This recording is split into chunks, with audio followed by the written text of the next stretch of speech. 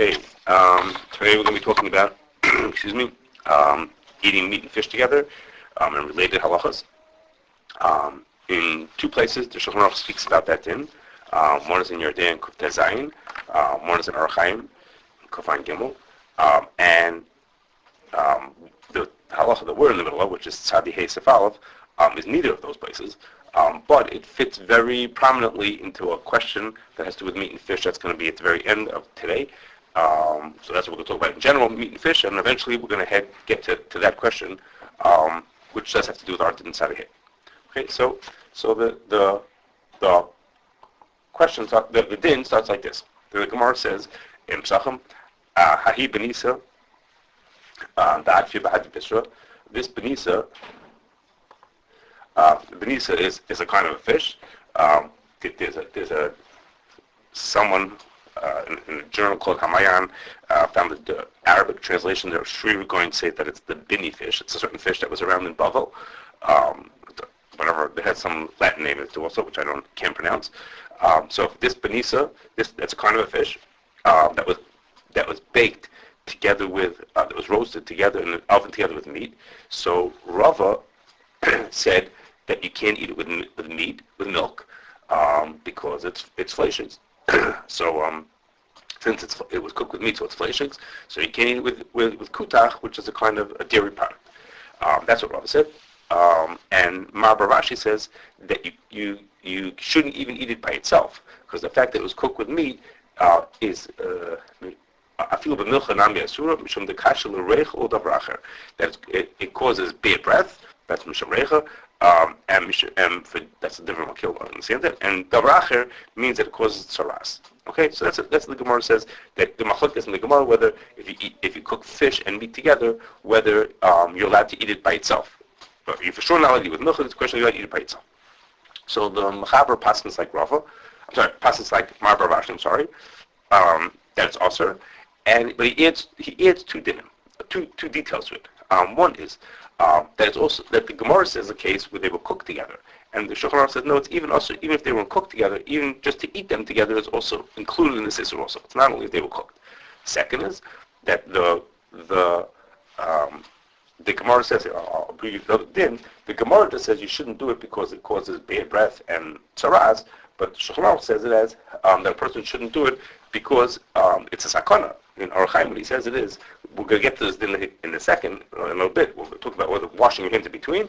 He says, Mishum the kashal davar acher, it could cause tsaras. Chamira sakanta issur, implying that there's a sakana to you doing this as well. So that's an added step that the Gemara doesn't say. The Gemara just said is that it causes tsaras, and the Shulchan Aruch adds on that it's a sakana.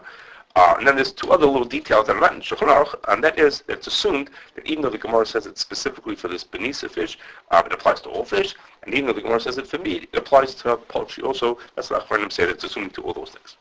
As also a little aside to this is that there are some who think that there's an issur to eat fish together with dairy, and this Gemara is a raya against that, and the Shach brings this as a raya against that. Because the Gemara here says that you can't eat this fish that was cooked with meat, you can't eat it with milk. But if you want to eat the fish, a regular fish that was not cooked with meat, you could eat it with milk, no problem. The only problem here with eating according to Rav, or according to everybody, eating it with milk is because it was cooked with meat. Otherwise, it will be fine to eat it to milk, which is to say that there's no issur of eating meat and fish together. Meat, fish, and milk together. I'm sorry. Okay, now, there's a few... okay, now there's a few big questions on this thing, and that is a few questions on it. And the first is that the Rif and Ram don't bring this din b'chlal. This din that you now eat meat and fish together, this Rashi, they don't bring them at all, which is and the question. So Achronim asked me, why don't they bring this din that you now eat meat and fish together? Could it be that it passes like Rava? It's hard to believe that they bring it as the Rif says in Sanhedrin that we always pass like Rashi, except in two cases we always pass like Rashi. Maybe hold that it's only for benisa fish. So that's why I question this. Well, why do the Rif and Ram don't bring this din? They now eat meat and fish together. Another question is Why does the Mechaber say that it's a sakana? What I mentioned before, the Mechaber says that it's a sakana to eat them together. The Gemara doesn't say that. The Gemara doesn't say it's a sakana. The Gemara says that it causes bad breath and tzaras. Where does the sakana come from? That's the Makila's kasha. And the Magen Avraham says, this din that it's dangerous. Science doesn't see that nowadays. When we look at it, you don't see any danger to eating those things together. So maybe it's a Shina Teva. Maybe it doesn't even exist anymore. The whole thing maybe doesn't apply anymore. Excuse me. Maybe it's something that B'chal is not relevant to us. So the in fact, if you look at in your day, when this din of eating meat and fish together is brought, this din is the din right before this is a din that has a lot of, you see lots of times the Gemara. And is there another thing which is the issur gilui, to drink water that was left uncovered. And there the din is, since it doesn't apply nowadays, we ignore it. Most people not choishish for gilui. You could drink, even if the water is left uncovered, you could drink from it. Saying to us that if these kind of danger things, if they don't apply, there's no more danger. There's no more danger. You let it eat it, no problem. Okay, so those are different questions on this whole din. In spite of these questions, in spite of them, most people assume that the issur to eat meat and fish together applies even nowadays. Like the Mechaber says, Hagam that there's a bunch of questions on like that. Okay, so now, now in the dinim, in the dinim of eating meat and milk together, there's a number of halachas, and I'm going to go through a few pratim over here of whether those things apply to eating meat and fish together. Okay, assuming that there is an issur, do those apply to eating? Do those the same thing that apply to basar b'chol apply to eating meat with fish also? Okay, so the first thing is like this: when you eat milk and meat together, there are two people now eating on the same table. In all kinds of special cases, two people can't eat on the same table, one basar and one eating chalav. Okay, because maybe if I'm eating basar and you're eating chalav, then I'll reach in and take some of your food, you'll take some of my food. So that's why we're now eating on the same table together. Okay, so the Ravazan says that the Pasha says that din, the Ikar din is that does not apply. Now, that does not apply to meat and fish, that chash, or that concern, that harchacha that you have to not eat on the same table doesn't apply to meat and fish. And Mikra din, he says, if two people had a kiddush and one's eating cholent and one's eating a gefilte fish, that's okay. That's beseder. He says, but the minig is to not do it anyhow. I mean, that din you don't really have to. But the minig, he says that you should do it. You should separate them. You shouldn't eat them on the same table. Okay. Another minig that we see. Not the minig. We do that. In your house? In your house? No, I have no, because certain courses, I'm saying take the fish away before the. But on a kiddush, right? So in a kiddush, people, it is pretty common. It's true. Okay. When the kiddush, you go to there's only a herring and there's herring over there. There's Okay. So I mean, in the house, most people are more careful about it. That's the truth. Most people won't put me on the table until the fish goes there. Of course. Not beside the. You think so? You think so? Okay. Somebody's late. Somebody came late to the Suda, whatever it is, and they give a piece of fish. Airlines that have meat and fish. They have two sets of silver. We'll get to the silver in a second. Yeah. Okay. So you can agree or not agree to whether it's a minhag or not. He says Ikar does that. It's not like what we see. That's not the thing. It tells Mashai it's more chomer than the chura. Right? That's something of a shishim. We're getting to shishim. You could imagine something. The same shine. You think it's connected to that shine? Okay, that could be. Okay. Now another thing is that you have to wait. Between eating meat and milk. After you eat meat, we wait 6 hours. Okay, so we wait 6 hours after eat meat before we eat milk. And that you're not mechuyev to do. That's a perishable that you're not mechuyev to wait for that. You don't have to wait for that for eating fish. Okay, but the other way, when you eat, if you eat, I'm going to get it. Just give me 1 second. I probably thought of that. So when you eat milk, if you want to eat meat afterward, you have to do kinuch hadacha. You have to eat something parav and drink something parav and check your hands. If I'm going from milk to fleishes, okay, if you're going straight from one to the other one, okay. So the Mechaber says that the Mechaber is on the screen still says that this is the Aruch din. He says between basar and dagim chayva lito, you have to wash your hands, and that's what he says. That's what he says that the din is that mishum sakana. That's mishum sakana. Well, why does he say that over there? Well, why is he saying mishum sakana? Because the din right before it This is an Aruch Chaim, but the din right before it says if you eat milchiks and you want to eat meat, you have to wash your hands. You have to do kiluach hadacha. What you have to do to separate if the milchiks. So the mechaber is not making a kal v'chomer. He's saying if you have to do that between milchiks and fleshings, kol shekain, you have to do that between fish and meat. The mechaber is taking his own kal v'chomer, and that's why he's mentioning over here that it's a sakana. Okay, it doesn't say it in your day when it says you're not eat meat and fish. It doesn't say it's a sakana there, but here it does say that because he's trying to justify why he holds you have to wash your hands. To the point that Divya Makil says is that he says, this Chavir Sakant Mishur doesn't really mean sakana. He says it's just shit for the listener. He's just like saying this is serious, this is dangerous. So it has a certain element of health to it. So you have to be more careful. He says he doesn't really mean it's sakana because I told you the Gemara doesn't say it's sakana. The Gemara says it causes saras.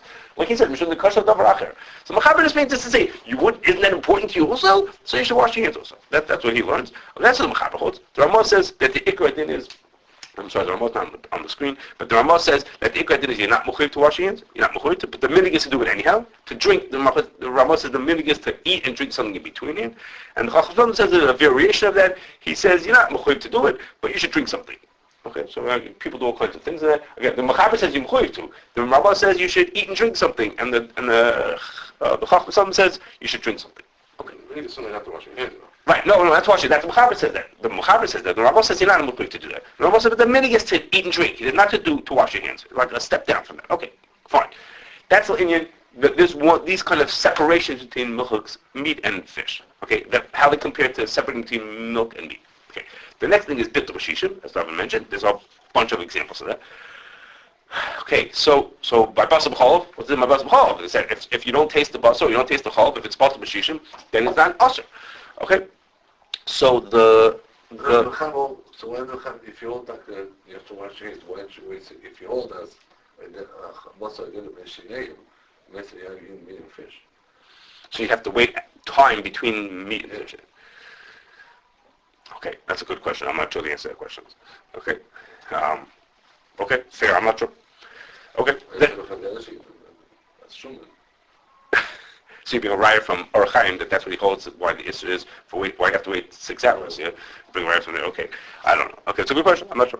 Okay, the Taz says that there's no bitul b'shishim. There's no bitul b'shishim between in meat and fish. He says it doesn't make any sense. He says we're saying chamir sakanta issur. He's taking the machaber at face value. It's a sakana. If it's a sakana, it's a sakana to eat it. So who cares about bitul b'shishim? Even tiny amounts, is going to be issur. And the Shach says, I don't know what he's talking about. He says this that we say that even for a meat by sakana means is if you're not sure if something is dangerous or not, you're not sure. It's a possibility. Even a far out chance, you have to be choshish for it. But fine, that's fine for a far out chashash. He says this has nothing to do with whether it's a far out chashash. He says just at a certain point it gets diluted. Doesn't make a difference to you. So it doesn't cause a problem. Okay, I'm not sure how he knows that shishim should be good enough. Like how do you know that shishim is enough? We all understand it. What do you say? But maybe it's more. How do you know? Shishim is just a rule for Tom. This doesn't do with Tom. We're not talking about Tom. We're talking about so okay. So he says the Shach says that you could shoot. Bitul works like that also. So there's an interesting thing here is that the Taz gets his shita partially from the Dakimarsha. The Dakimarsha is not talking about meat and fish. The Dakimarsha is talking about other sakana things, a different kind of sakana, about gilui he's talking about. And there he says that bitul works. There he says, I'm sorry, that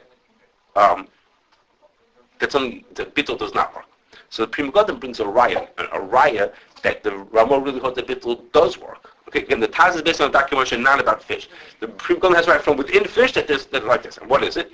If you look in Simon Kuf Ches, it says the din of reicha, which is if something gives of reicha, let's say bread. Okay, you have dry foods being cooked together. So you're not allowed to bake issur and het together in the same oven in a way that causes reicha, because some time is going to transfer. But the Evid, the Rambam says it's mutter because reicha is always batal.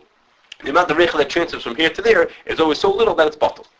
The Rambam says, but since reicha lavnosa is based on bitul, it doesn't mean that there is no reicha. It means that reicha is batal. So he says it's for things that are issur b'mashru, like chametz on Pesach. That's also b'mashru. So then it's not mutter b'diavad. Okay, it's only mutter it's asa lechatchila and asa b'diavad. It's only mutter b'diavad in cases where bitul b'shishim works. So it's a regular issur, so bitul b'shishim works. So you say b'diavad it's mutter. That's what the Ramah says in Siman Kuf Ches about reicha.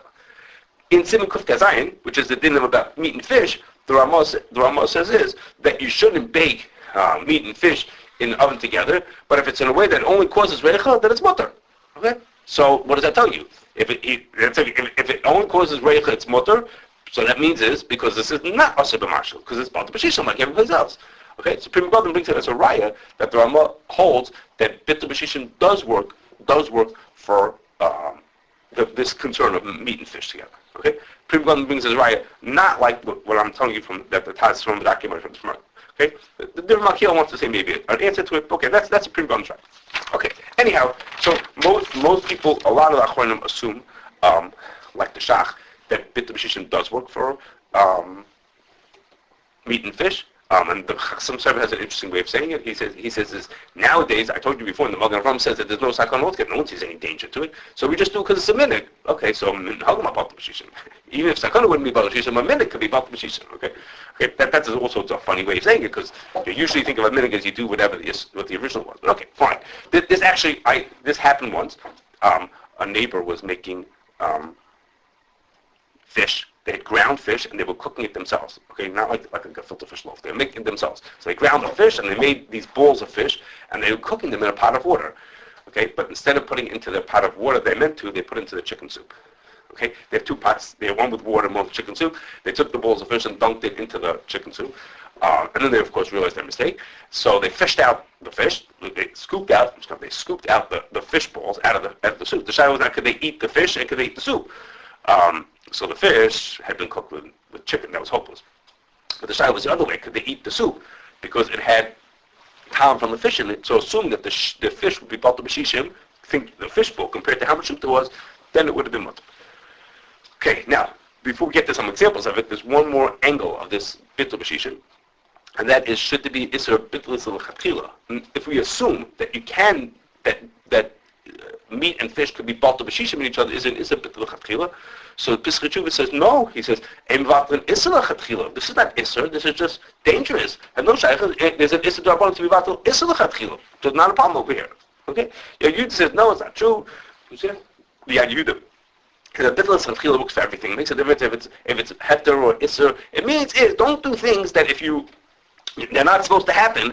You're not supposed to lead to a situation where you're allowed to eat the thing which you weren't supposed to happen in the first place. You can't cause it. The fact that right now technically it's heter, like if you put milk in, there's other achronim speak like this, about milk. What if you put milk into water and then you can put that water into meat? So he says, that's also bitul l'chatchila. You can't put milk into water, even though right now it's milk being diluted into water, and then put that water with the plants and put that water into meat. That's also bitul l'chatchila. It has nothing to do with its issur heter. It means don't get things together that the Torah doesn't want you to get together, and do it l'chatchila in a way that avoids it through bitul like that. Okay, so there's a few examples of that. A few examples that we all know about, or at least some of them we know about. Okay, and the first one is, I'm going to try to pronounce this, Worcestershire sauce. Okay, and that is Worcestershire sauce is a sauce that people use for meat. Okay, it's like a barbecue sauce. Okay, and the traditional way to make that thing is you take fish, a kind of fish called anchovies, take fish and you ferment them. Some kind of special process to ferment them. It takes a long time. And then it creates this amazing sauce which is meant for putting on steak.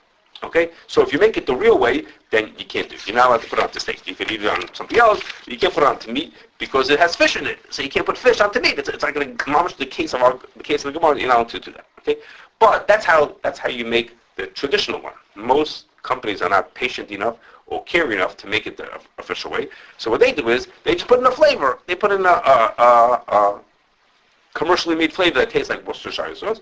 And they put it in, it tastes like that now, but they want it to look good. They want it to look authentic. So they put in, a spoonful of fish. So on the ingredient panel it says anchovy, so it looks more authentic. Okay, but the tam doesn't come from that. That does nothing. It has no shaychus to the tam. It's bitul b'shishim, bitul a million times over. It has no shaychus.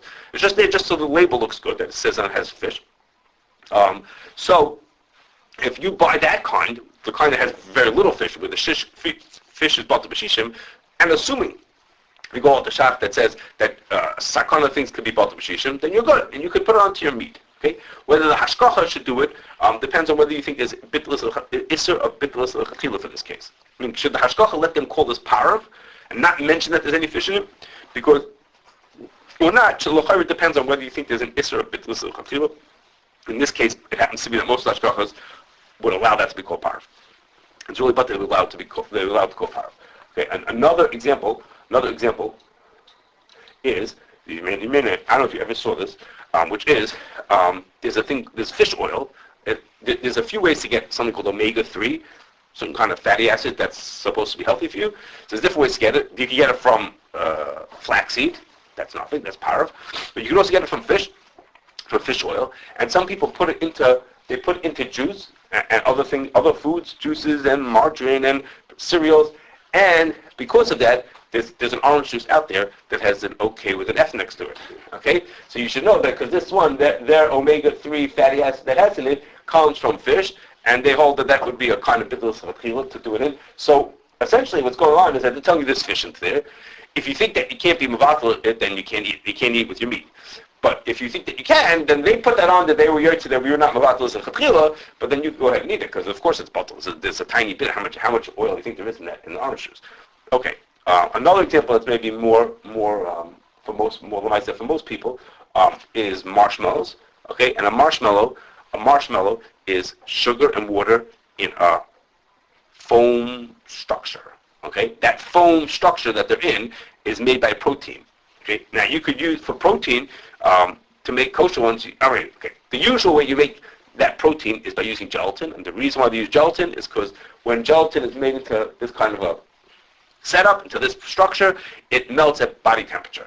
So that's really convenient because you put it into your mouth and it melts, and so it has the right kind of mouthfeel to it. Okay, but if you want to make kosher ones, so you can make it from other things. You make it from egg whites or soy. There's other proteins that you could use to make the marshmallow. But if you want to make ones that seem more authentic, then you can make it from kosher gelatin. So you could use beef gelatin or fish gelatin. And for whatever reason, when you use fish gelatin, it seems, in the recipes that I saw, the fish gelatin is not batel b'shishim. Okay, so it's not a matter of bitulus l'chachila. The fish is not batel b'shishim, in which case you can't. If there's such a thing called s'mores burgers, okay, which is marshmallows on meat, okay, on burgers. Okay, so you're not allowed to make it with these marshmallows that are made from fish. You're not allowed to make them, assuming that the fish is not batel. You have to find out, but assuming the fish is not batel b'shishim, then you would not be allowed to cook that together with your meat. Well, if you cook it, you can't eat it. Let's say it like that. Okay. Okay, and the last of these kind of cases is You certainly wouldn't say chanan on this, right? no, there's no chanan, but Let's say you take this marshmallow and it'll be the way that it'll be mixed all around, it'll be diluted, I don't know. mix into something else. Mix something else, then it'll be batel. Okay, that's fine. I guess if you do percentages, let's say it was 5%, and then you mix it into other things that it was only now bottled in. Yeah, okay. The last thing is that everybody's used to having separate fish forks. Okay, a separate fork for fish that they won't use for meat, and if, in theory, if there'd be no issur bitulus l'chachila for that, then you theoretically would be allowed to. The reason why you do it is because, even if you hold there's no issur bitulus l'chachila, the reason why you do it is because there might be a piece of fish literally stuck on your fork. Really, you could just wipe the fork clean, and what a tiny little bit left would be batel, but there's always a chance there's going to be something more significant there, and you only eat one piece of meat at a time also, so even though small amount might not be batel b'shishim. Okay, so the common thing is that people have separate forks. Okay, now the last thing we have to talk about, which is where we came to this thing in the first place, is about Blios. Okay, so by basar b'chalav, of course, if you have a fleshik pot, you can't cook milchiks in it, or the other way around. Okay, because Blios of basar and chalav also. Okay, so that issur of Blios does not apply to meat and fish. Okay, it's assumed that it does not apply to meat and fish. So if I cook chicken in the oven today, I could cook, and once I take the chicken out, I could cook fish in the oven right afterwards. Okay, and this the heter brings a raya to this din, this that we think like that there's no issur blios right from our din. Why? Because it says the din that we started with, we're in Tzadi Hay, is dagan shol b'kara. Okay, you put fish onto a fleshig plate. then then talks about whether you can eat it with fish and when you can eat it. When you can eat it with milchiks and when you can't. And when did it take in enough blia that there's a problem to eat it with milchiks or not? Okay. He says, but what happened to the fact that the fish, the fish is on a fleshly plate in the first place? Forget about the eating it with milchiks. What about the fish with the meat itself? Obviously, you see from there. That there's no issur of blios for possible for meat and fish. There's no issur of blios on that. Okay. Now, it happens to be. There's two questions on that. The first is like this. Listen to what the raya that he's bringing. He's saying, if the Gemara says that talks about whether says you can eat it with milchiks, that means it's obviously there was nothing wrong. It wasn't even bothered to tell me that you're allowed to eat it by itself. Of course you can eat it by itself. The whole thing we need to tell you is that you can eat it with milk or not. Okay? So he says, so one question is like this. Let's look at, if you look, in Siman Tzadi Zayin, exactly what goes on. Look on the right side is the Gemara that we're talking about. This fish cooked with meat. So Rava says you can't eat it with milchiks. And Marbar Rashi says that you can't even eat it by itself, which is what we pass like Marbar Rashi, that you can't eat it by itself. That is to say is that the Isser Hector is saying is, if you could eat it by itself, you can't talk about whether you can eat it with milchiks if you can't even eat it by itself. Right? That's what his right is. But if you look at Siman Tzadi Zayin, which is Basa B'Cholov, it says over there what? Dogim should solve the counter, Echad Ima Basa, that's mamish, it's this Gemara. Ha'iyah b'nisat atri v'avdi bisra, also Echad B'Cholov. You can't, if you cook fish together with meat, you can't eat it with cholov, which is a sheet of Rava, that you can't eat it with cholov, which everyone agrees that. Marbar Rashi agrees you can't eat it with cholov. So the question is, so how, there's a different Makil's question. No, I'm sorry. Different Makil talks about it. He says, how come the Shulchan Aruch said that din and didn't tell you can't eat it by itself? He passes like Marbar Rashi.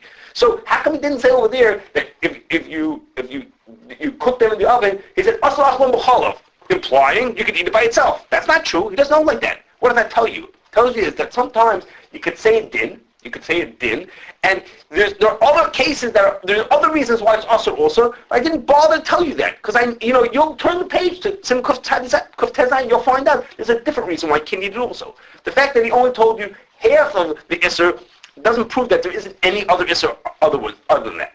So by Dagam Shalom Bakara also, the fact that he told you that Dagam Shalom Bakara you can eat it with kutach, don't be medayik that, oh wait, but can I eat it by itself? There's no diak from that because you have to know all the din also. I'm talking about focusing on one din, not on the other din. Okay? And the other thing is that the din of Dagam Shalom Bakara, guess what that din is? I said to you, and then the Gemara talks about whether you can eat it with a kutach. The din here has to do with not barnat. The din is that there's a special reason why in that case you're allowed to eat it with kutach, and that is because there's very little blia comes through. The blia gets toned down as it comes through. So maybe the same thing happens with meat and fish. Maybe really you can't cook meat in a fish pot. Maybe you really can't cook meat in a fish pot. But by not barnat, there's not a problem with not barnat. Okay? You mamish cook the fish in a meat pot. No. In the case of Dagam Shalom Bakara, if you cooked it, it would be not barnat de bishul. This is not barnat. That's a real case. The Gemara's case is the case of not barnat, where the time gets cut down. It's toned down. The fact that it went into the blia and then came back out is less. Again, there's a shayla in your shayla whether it's dafka all the bakayla or it's bishul also. Yes, and we would say that not barnat de bishul is usur. We would not allow not barnat de bishul. To us, de bishul is worse. So maybe cooking meat in a fleshig pot, a fish in a fleshig pot is also worse.